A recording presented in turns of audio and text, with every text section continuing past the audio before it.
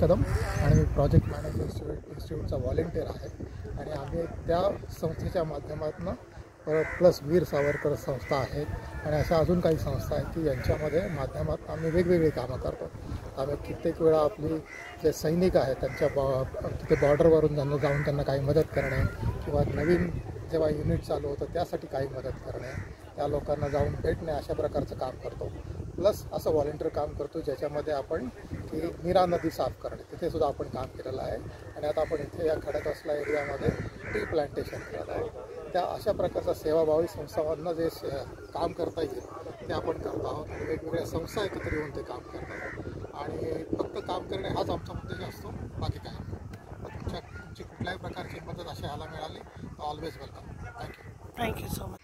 नमस्कार, आम्ही जलस्रोतच्या अनुषंगाने इथे पानशेतजवळ आलेलो आहोत। नदीतला गाळ काढून त्याच्या बनलेल्या जमिनीमध्ये झाडं लावायचा उपक्रम आहे। आपल्यासोबत हे स्नेही जोडले गेलेले आहेत। काय वाटतं तुम्हाला? मी रवींद्र हिरवे। माझ्या सोसायटीच्या ग्रुपमध्ये एक मेसेज आला होता आणि त्या मेसेजमध्ये ग्रुप जॉईन व्हायची लिंक आली होती आणि मी त्या लिंकवरनं जॉईन झालो या ग्रुपला आणि त्याच्यानंतर विविध उपक्रम जे काय राबवले जातात त्याची माहिती या ग्रुपमध्ये दिली गेली होती आणि त्याचाच एक भाग म्हणून आजचा हा कार्यक्रम आहे वृक्षारोपणाचा आणि मी तिथे जॉईन झालो। Thank you so much Ravindra. मोठेच नव्हे तर आपल्याबरोबर लहान मुलंही आता इथे जोडली गेलेली आहेत। हा एक विद्यार्थी इथे माझ्यासमोर उभा आहे। काय रे बाळा, काय तुझं नाव? मी आयुष पंढरपुरे। माझ्या बाबांनी PMI केलं, जो ते त्या ग्रुपमध्ये होते म्हणून मी त्यांच्याबरोबर इथे आले फॅमिली। बरं, मग तुझ्या शाळेतले मित्र वगैरे ना सांगितलंस का सगळ्याबद्दल? नाही, असं काही मित्रांना सांगितलं पण ते अजून आले नाही। बरं, मग आता हा उपक्रम केल्यानंतर तुला कसं वाटतंय? चांगलं वाटतंय नेचरमध्ये आल्याबद्दल। Very good. आता परत येशील का पुढच्या वेळेला? नक्की हो, येईल। मित्रांना घेऊन येशील? बाबा ठीक आहे, तुम्हाला माझ्या शेतकऱ्याला प्यायला पाणी नाही, शेतकऱ्याला तुमच्या जमिनीला पाणी नाही, फक्त 20%। आता ह्याच्यातले आहेत ना कोण कांदेवाले, 20%च पाणी आपल्या जमिनीला मिळते, 80% सगळं कोरडवाहू आहे, पाणीच नाही आहे। आपल्या जमिनीला पाणी नाही आहे आणि आपल्याकडे after the summers when the first rains come down it will be, तुम्ही you can set a calendar, it will be 7th of June। म्हणजे nature cycle is so perfect की उन्हाळ्यानंतर पहिल्या दिवशी पाऊस आला तर तुम्ही मार्किंग करू शकता, it will be 7th of June। म्हणजे nature cycle is so perfect. तर मग आपण काय करतो, सगळं बोंबलत पाणी, सगळं 85% पाणी समुद्रात होऊन जातं। आता जळगावचं कोणी आहे का इथे? तर जळगावचे हां, तर तुमच्या इथं हातनूर म्हणून धरण आहे, तर त्या हातनूरचे शेतकरी मला फोन करतात कायम, ते बोले सर तुम्ही पुण्यामध्ये खडकवासला धरणावरती इतकं सुंदर काम केलं, शेतकऱ्यांना माती टाकून दिली, आमच्या इथं पण करा। मी म्हटलं बाबा माझ्याकडे जेवढी ताकद आहे तेवढं मी करतो, सरकारला लिहून थकलो, सरकार सगळं झोपलेलं, कुणाला काही देणं घेणंच नाही आहे। तर मी म्हटलं काय प्रॉब्लेम? बोले साहेब आमचं ना धरण 80% गाळाने भरलं आहे आणि पहिला पाऊस पडला की धरण पूर्ण मस्त भरून जात आहे आणि दुसरा पाऊस आला की मग मीडियावाले दाखवतात 28 दरवाजे उघडले, पाणीच पाणी पाणीच पाणी आणि मग 2 महिन्यानंतर बोंबलायला प्यायला पाणी नसतंय, शेतकरी आत्महत्या करतायत। तर सगळी व्यथा ही, तर हा विषय इतका महत्त्वाचा आहे। तर मी जसं म्हणत होतो 7.5 लाख आपली जर खेडी जर सुंदर आणि समृद्ध आणि सुंदर जर करायची असेल तर आपल्याला फक्त काय करायला पाहिजे, तर पहिलं तर त्यांना प्यायला पाणी नाही, शेतीला पाणी नाही आणि त्यांना तुम्ही वीज पण देत नाही, म्हणजे इलेक्ट्रिसिटी पण देत नाही। का इलेक्ट्रिसिटी देत नाही? कारण पॉवर जनरेट होत नाही आणि पॉवर का जनरेट होत नाही? धरणात गाळाचं पाणीच नाही आहे, म्हणून रात्री तुम्ही 1-1.5 वाजता कुठेतरी लाईट 1 तासभर देता, मग तो शेतकरी जातो बिचारा, ते ऑन करतो आपली मोटर आणि झाडाखाली झोपतो आणि इन्व्हेरेबली माझ्याकडे 3-4 पेपर कटिंगच्या इन्व्हेरेबली त्या शेतकऱ्याला साप चावलेला असतो आणि ह्याच्यावरती मी तोडगा काढलेला आहे की शेतकऱ्याला एवढे पैसे नसतात की तो रानात पण घर बांधेल। तर मी काय म्हटलं की तुमच्याकडे इतक्या PMTच्या बसेस, KMT म्हणजे कोल्हापूर म्युन्सिपाल्टीच्या इतक्या हजारोनी बसेस दरवर्षी बेकार पडतात, सडतात, तर त्याचे तुम्ही कॅरेव्हॅन बनवून द्या। आता माझ्या घरात फार सुंदर कॅरेव्हॅन मी बनवलं अशी भंगारमध्ये, तर ते बस सीझन आन्सर। आणि पर्यावरणामध्ये 3 R आहेत, रिफ्यूज, रियूज आणि रिसायकल। आता बघा प्रत्येकाने हां, मी हॉटेलमध्ये गेल्यानंतर कधीसुद्धा पेपर नॅपकिन, पेपर प्लेट किंवा तो बिस्लेरी आणतो ना, आणि तो सुद्धा कसं करतो, तो बघतो की तो शेजारीकडे बघून आपल्याकडे बोलतो, म्हणजे त्याला दाखवायचं असतं हां सर बिस्लेरी लोगे, तर मी ते जोरात म्हणतो नाही नाही बिस्लेरी नाही मैं लूँगा, तेरे पास आरो है तो आरो लेके आ. मग तो गेल्यानंतर मी त्या शेजारच्या व्यवस्थांना सांगतो की तो अशा पद्धतीने विचारतो की अरे हे फालतू कस्टमर आहे, हे बिस्लेरी नाही पिता. अरे पण तुमच्या दिवसामध्ये त्याला टार्गेट दिलेलं असतं 10,000 बॉटल तुला विकायच्यात, पण तू आरोच्या दे ना बॉटल. आता मी ज्या हॉटेलमध्ये गेलेलो आहे 5 स्टार असेल 7 स्टार असेल तिथं आय हॅव एन्शोर्ड दॅट की तिथं काचेच्या बॉटल्समध्ये ते पाणी द्यायला लागेल. आता ते प्लॅस्टिक ते बंद केलेलं आहे. तर एनिवे आपण काय करू शकतो, चॅरिटी बिगिन्स ॲट होम. मी स्वतः कधीसुद्धा पेपर नॅपकिन, पेपर प्लेट वापरत नाही. आता तुमच्या ह्या लहान मुली वगैरे तुम्ही तुमच्या मैत्रिणींच्या बर्थडे वगैरेला जाता तेव्हा पेपर प्लेट भेटून आणतात. बघा आपण सुद्धा किती मोठा कचरा करून चाललो आहे. आपण सगळं हे असं वापरायला पाहिजे ज्याचा रियूज होईल. सर आम्ही टाटा आणली असते. आपण सुरुवात करू, charity has to begin at home है ना. अरे बघा मॅकॉले, मी आता त्याला लॉर्ड म्हणत नाही, मॅकॉले राणीला काय पत्र लिहितो माहिती आहे का कुणाला? 1850 सुंदर है यहाँ हर दिन दिवाली, हर घर दिवाली, ये सोने की चिड़िया है, यहाँ 7.5 लाख गुरुकुल है और गुरुकुलों में 40 विद्याओं का अभ्यास दिया जाता है. आणि 1860 पर्यंत जगाला माहिती नव्हतं की हिराला कसे पैलू पाडतात किंवा सोनं चांदीवर कसं नक्षीकाम करतात. ते आपल्याकडे सगळं शिकवलं जायचं आपल्या या गुरुकुलामध्ये. आणि पुढे जाऊन तो काय म्हणतो, यहाँ तो महाविद्यालय भी है. आता दरवर्षी मी 500 विद्यार्थ्यांना घेऊन जातो. ऑफकोर्स तक्षशिला आपल्याकडून निघून गेली नालंदाला, तर नालंदा मोठी युनिव्हर्सिटी होती, जगातली सगळी लोक इथं शिक्षण घ्यायला यायची. आणि त्या युनिव्हर्सिटीमधले 6 महिने पुस्तकं जळत होती.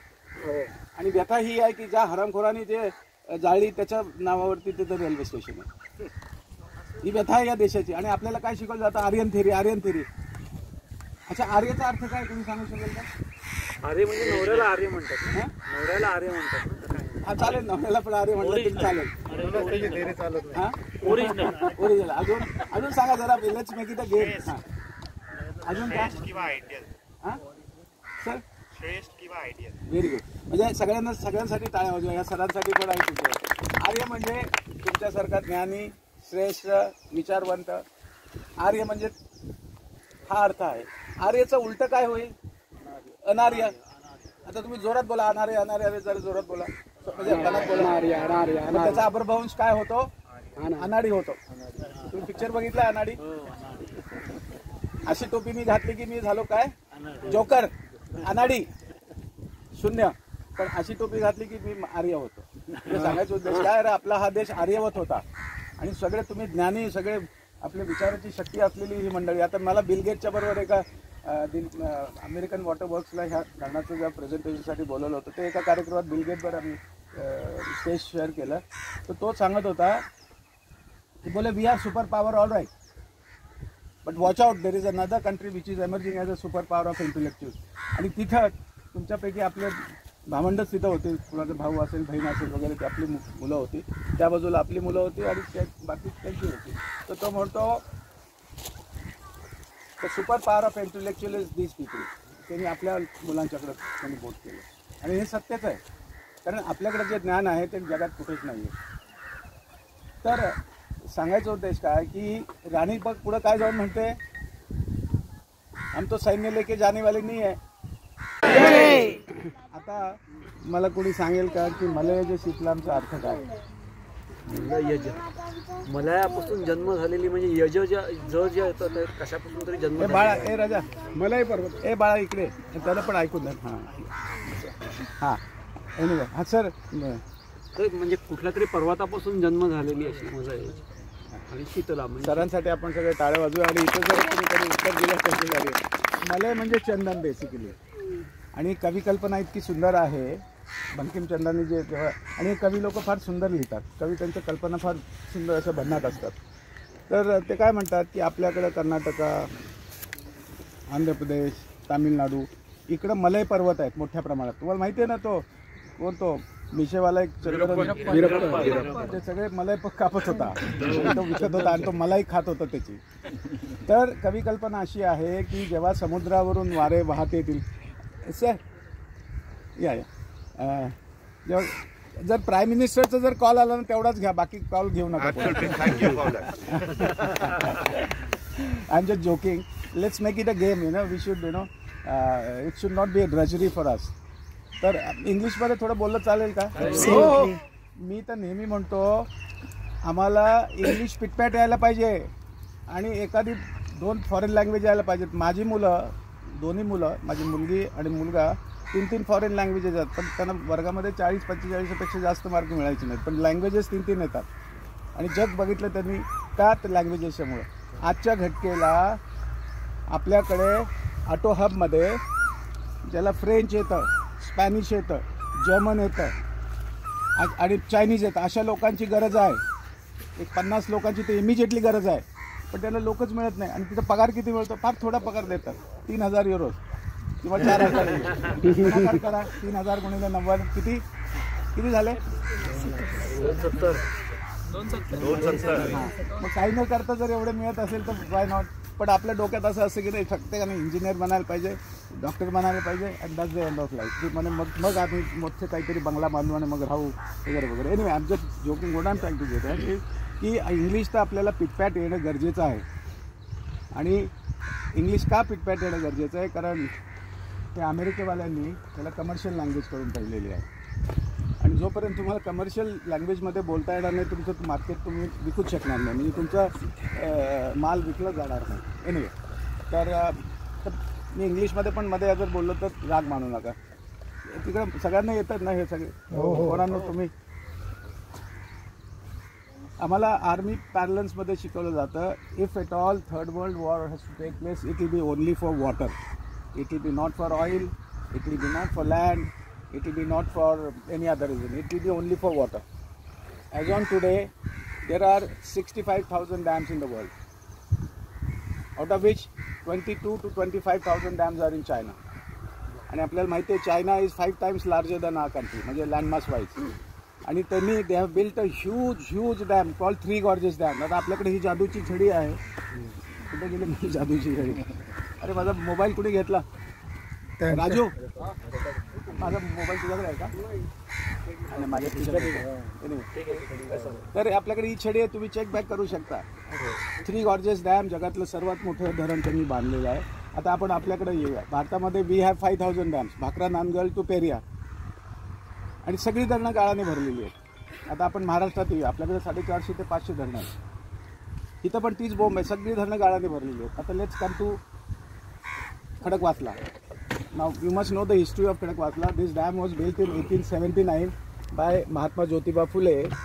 Then you had 4 TMC of water. 22 kilometre परिघामध्ये you had 4 TMC of water. आता TMC वगैरे ते टेक्निकल मी जास्त सांगत नाही, पण 1 TMC म्हणजे खूप खूप पाणी, एवढं लक्षात ठेवायचं. तर त्यावेळेला you had 4 TMC of water and population was barely lakh plus couple of lakhs, below तर 2-3 लाख होते. पण आम्ही जेव्हा काम सुरू केलं 20 वर्षापूर्वी इथे, त्यावेळेला you had only 1.5 TMC of water, आणि population is going to be 60 lakh, 6 million. आणि पुढच्या 2 वर्षात यांचं फोरकास्ट असं आहे, because government wants Pune to be smart city. आणि स्मार्ट सिटी म्हटल्यानंतर सगळीकडची लोक येणार, यूपीचे येणार, एमपीचे येणार. भाई सबका देश आहे, गरीब जनता आहे, सब आएंगे. आता काही राजकारणी म्हणतात उधर बाहेर के लोक नाही आने चाहिए. तुम्ही पण तिकडनंच आला होता ना एकेकाळी, नाही समजलं. तर व्हॉट डज दॅट मीन की बाहेरची लोक आले म्हणजे काय होणार? आपल्याला as the teachers in economics your demand will increase. म्हणजे इकॉनॉमिक्समध्ये बेसिक काय? Demand supply. So your demands will increase. आता नाव I am not talking about air space, road space, I am talking purely on water. So your demand for water will increase and supply is almost decrease. आता शेजारी कलमाडीनी वरचा डोंगर फोडून 5 acre आत घेतलेला आहे, आणि मी जर नसतो आलो त्या काळात तर अजून 6 एकर त्यांनी घेतला असता. आणि इथं सुद्धा सगळे अतिक्रमणं भरपूर झालेली आहेत. आणि जेव्हा मी काम सुरू केलं त्यावेळेला अक्षरशः आम्हाला दगडं मारले. माझ्या घरावरती 3-3 वेळा पण अटॅक झाले. मी राहतो घोरपडीला, तिकडे कॅम्पमध्ये. तिथं आपल्यातलं कोणी पाहिलं आहे का राष्ट्रीय युद्ध स्मारक, वॉर मेमोरियल पाहिलं आहे का? Yes sir. नाही, पण व्यथा काय माहिती आहे या देशाची? तर रिक्षावाल्याला म्हटलं ना डेक्कन वगैरे तिकडून की वॉर मेमोरियल ले चलो, तर तो कुठं घेऊन जातो माहिती आहे तुम्हाला? नेहरू मेमोरियल हॉलला घेऊन जातो. अरे ज्यांनी प्राणाची आहुती दिली त्यांच्यासाठी जे आम्ही बनवलं आहे तिथं लोक माहितीच नाही आहे. तुमच्यातलं किती लोकांनी बघितलं आहे वॉर मेमोरियल घोरपडीचं? आणि ज्यांनी नाही बघितलं त्यांनी पुढच्या आठवड्यात त्याला लागूनच माझं घर आहे. तर दुपारचं आला तर जेवायला माझ्या घरी याल, संध्याकाळचं आला तर रात्रीचं जेवण तुम्हाला देत आहे. माझं घर मी लागूनच आहे. आता मला सांगा, पहिला आपण पाण्याचा विषय संपूया.